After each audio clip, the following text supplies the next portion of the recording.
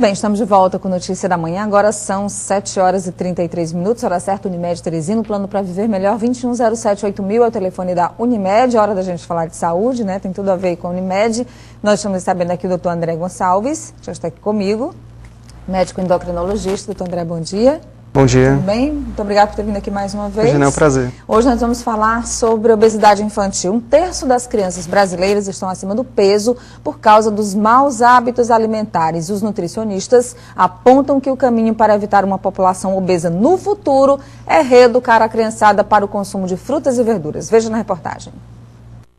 A obesidade em crianças ou adolescentes é uma doença com consequências graves. Estudos sobre saúde afirmam que em cada 3 crianças, uma está acima do peso. Quais são as doenças que podem vir junto com a obesidade infantil?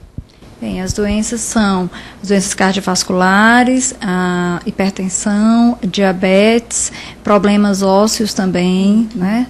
Devido ao excesso de peso. O estudante Caio César é um dos muitos que estão acima do peso. Os pratos prediletos dele são pizza, macarronada, pastel. Com apenas 11 anos de idade, o garoto hoje está pesando 57 quilos. Ele está na pré-adolescência, fase onde a maioria dos jovens começam a despertar a vaidade. O estudante agora quer emagrecer e, para isso, começa a mudar o cardápio. Repolho, tomate, abóbora. Mas mesmo dando espaço para as saladas, na hora de escolher entre os vegetais e as massas, Caio opta por pizza. O pai acompanha bem de perto a alimentação do filho, visando que seja nutritiva, mas nem sempre é o que acontece. A gente diminui o feijão, diminui o arroz, a macarronada, bota a salada de repolho, tomate, alface. Criança, quando a gente se espanta, ele já está envolvido, né? Os finais de semana eu gosto de sair com as primas para comer um cachorro quente, tomar refrigerante. Os especialistas afirmam que o combate à obesidade na infância e na adolescência deve começar dentro da própria casa no primeiro ano de vida do ser humano. A principal dica é motivar as crianças a comerem alimentos mais nutritivos. Como fazer isso? Mudando o cardápio dos pequenos e dos adultos também. E, é claro, fazer da hora da refeição uma verdadeira brincadeira. A faixa etária de 1 a 6 anos de idade é atraída pelas cores. A orientação é apostar nos pratos coloridos. A criatividade dos pais também pode incentivar os pequeninos a comer bem.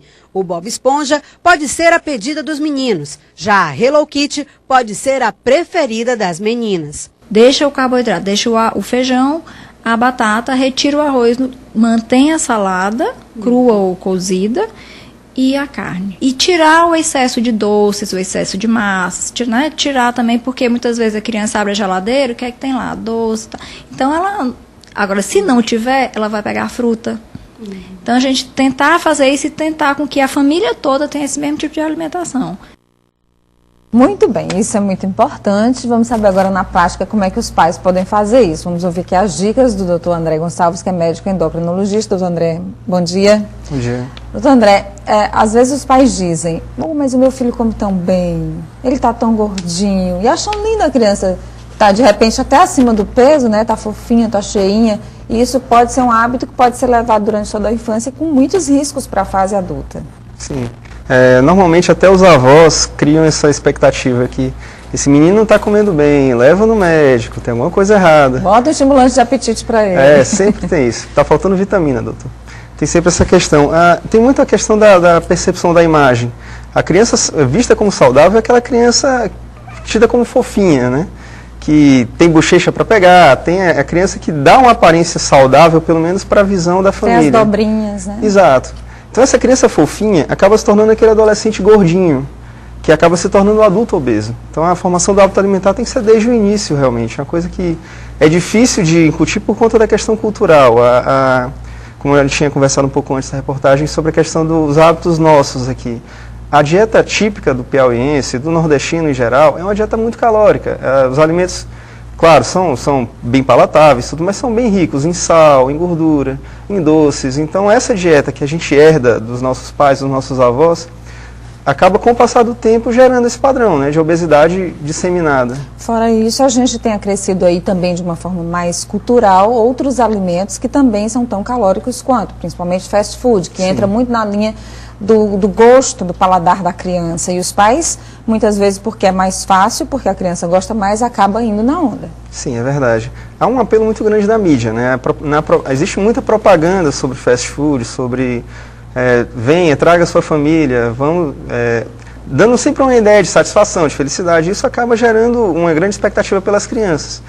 A alimentação com mais gordura, com mais açúcar, realmente traz um apelo maior ao paladar. Então, a chance de uma criança se adaptar a esse tipo de dieta e levar para frente é muito grande. E é comum, doutor André, nos consultórios, crianças realmente acima do peso e já com problemas que são problemas de adultos, como, por exemplo, colesterol alto, né, acima do peso, ou alguma outra repercussão no próprio crescimento, no próprio desenvolvimento da criança? É muito comum crianças com problemas de colesterol, às vezes até com glicemia alterada, com risco maior para diabetes. Normalmente, quando tem história familiar, uma história familiar de problemas de dislipidemia, de colesterol alto ou de diabetes, aumenta o risco dessa criança ter. Se a criança tem um hábito que favorece esse risco, como o sedentarismo, como essa dieta rica em fast food, rica em doces, ela pode desenvolver essas doenças precocemente mesmo. E o que fazer? Se constatei, por exemplo, que meu filho tem colesterol em excesso, tem uma taxa de glicemia que pode me acender um sinal de alerta, o que é que eu faço? Acho que a primeira coisa é chamar a família inteira e conversar. Porque eu costumo falar muito isso para os pacientes no consultório. Não adianta a gente impor uma dieta para uma criança, impor um programa de atividade física para uma criança, se na mesa ela está comendo salada, está comendo verdura e está todo mundo comendo picanha.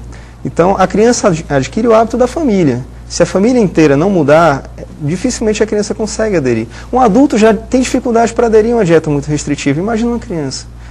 A motivação de uma criança é muito menor do que a do adulto.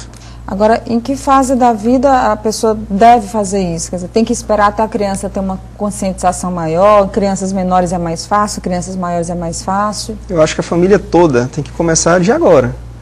Não dá para esperar a criança desenvolver o hábito de gostar desse tipo de comida para depois tentar tirar isso. É aquela questão também da chupeta. Você impõe a chupeta para a criança e depois tentar tirar sempre é um trauma. Para a comida também é assim. Se a criança desde o início, no momento até os 2, 3 anos de idade, que é o momento que está formando o paladar, for exposta aos alimentos adequados, ela vai levar aquele hábito para o resto da vida.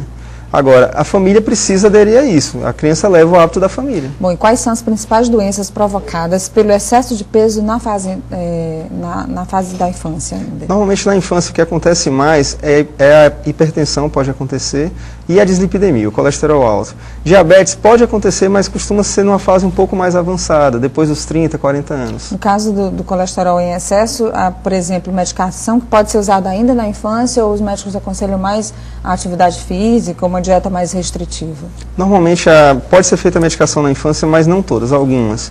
Mas como quando a gente trata colesterol alto, trata com medicações, a gente tenta prevenir o risco de infarto no futuro. Isso demora de 10 a 20 anos para acontecer. Então, quando se detecta isso na criança, teoricamente a gente tem uma janela de oportunidade, vamos dizer assim, para tratar de outras formas. Tem um espaço de tempo maior para recuperar também. Sim, com certeza. Então, dá para esperar e até a época de risco maior, e aí sim, entrar com medicação se for o caso. A Elda do Morada Nova quer saber qual é o exame mais certo para saber se a criança tem ou não diabetes. É a glicemia de jejum, esse é o exame padrão.